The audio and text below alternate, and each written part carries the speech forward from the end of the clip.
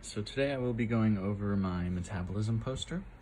Starting on page 1, we have a molecule of G6P that will enter the pentose phosphate pathway, and that will be turned into R5P as well as PRPP, both used in nucleotide synthesis. R5P can also be turned into F6P as well as GAP, which will later be used in glycolysis. So jumping over to page 4, this is where the nucleotide bases are going to be made. We can see PRPP from the pentose phosphate pathway being used as a precursor to make inosinate. And we can see glutamine being used as a precursor for uridylate. Over to page 5, you can see that uridylate is able to undergo 2 pathways. The first pathway will yield UTP, which can then also be converted into CTP. The second pathway will yield TTP, and these are 3 of the 4 deoxynucleotide bases. Inosinate down here will undergo 2 pathways as well, one of them forming ATP and the other one yielding GTP. So this has given us ATP as well as the 4 deoxynucleotide bases needed. On page number 7, which is glycolysis, we have a molecule of sucrose being broken down into both fructose and glucose. Glucose will then undergo a series of reactions yielding pyruvate, which will then be cycled into the citric acid cycle later. Fructose will also yield F1P as well as DHAP and GAP, which are intermediates in glycolysis as well. It is worth noting up here on page 2 that lactose can be broken down into glucose as well as galactose, which will feed into which will yield G6P and will also feed into glycolysis. Performing some ATP and NADH in glycolysis, pyruvate is then able to enter the pyruvate dehydrogenase complex, where it will be turned into acetyl-CoA. Acetyl-CoA will then condense with oxaloacetate, where it enters the citric acid cycle. And the citric acid cycle will produce lots of NADH and FADH2 molecules, which will be used in the electron transport chain.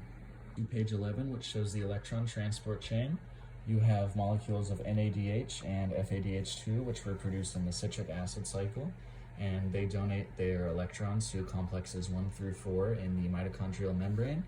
This causes hydrogen atoms to be pumped across the membrane, establishing a proton gradient that will drive the mechanism of ATP synthase. Page 6, showing the mechanism of ATP synthase, which is the enzyme that produces most of the ATP molecules. We have the beta subunit of ATP synthase, which cycles through 3 stages, L, T, and O. And the cycling of each stage is driven by the proton gradient established by the electron transport chain, and each cycle of this stage releases an ATP molecule.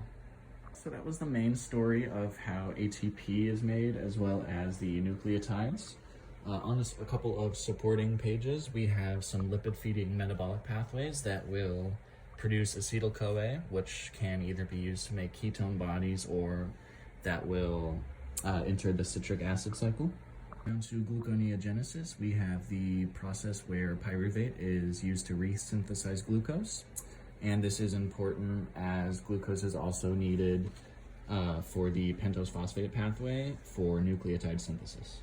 Page number 9, we see G3P being used to make triglycerols for energy storage. We also see precursors for the cholesterol pathway being made, such as mevalonate and DMAPP. You can see here that DMAPP is then used in the cholesterol synthesis pathway. Ends up in cholesterol down here. Page 10, we have some amino acids being made, such as arginine, tyrosine, glycine, and serine. And these are important because these amino acids act as carbon and nitrogen donors when building nucleotide bases. Page 13, we have amino acids such as alanine, aspartate, and glutamate being converted into intermediates of the citric acid cycle, such as pyruvate, oxaloacetate, and alpha-ketoglutarate.